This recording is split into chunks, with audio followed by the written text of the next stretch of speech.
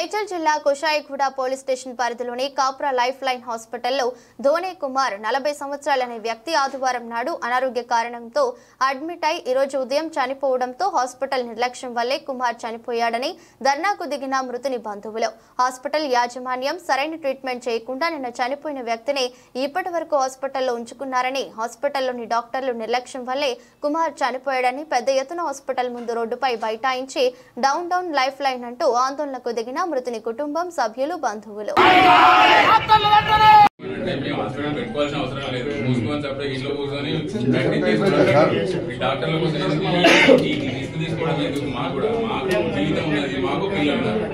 మేము సంసారం చేసే వాళ్ళమే, మాకు బాధ్యతలు ఉన్నాయి.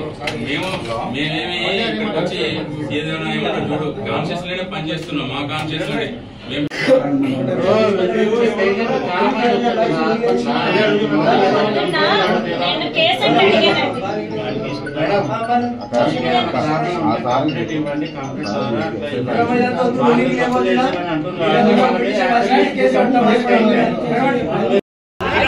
ఎవరు చెప్పారు? నీకు చెప్పిరా వేరే వాళ్ళు?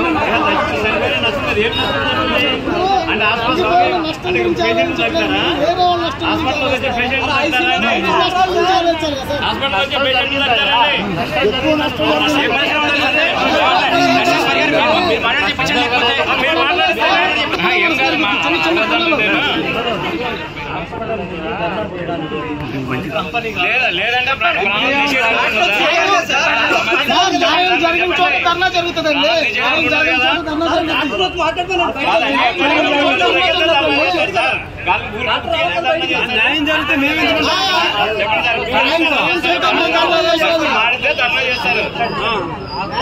ఎందుకు చేస్తారు?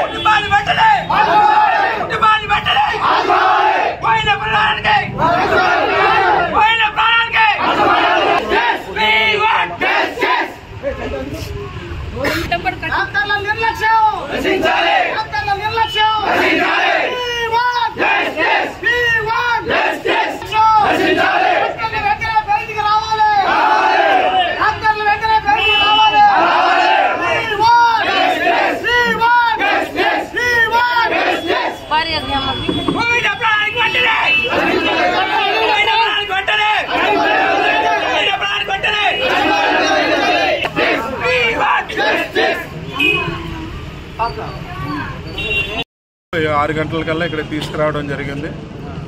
ఊపిరాడతలేదు అని చెప్పారు. సరే ఏంటి పరిస్థితి ఏంటంటే ఏం కాదు, మేము నయం చేస్తాం, మా దగ్గర డాక్టర్లు ఉన్నారని చెప్పారు. ఈ 3 రోజుల నుంచి కూడా ఒక హార్ట్కి సంబంధించిన డాక్టర్లు లేరు.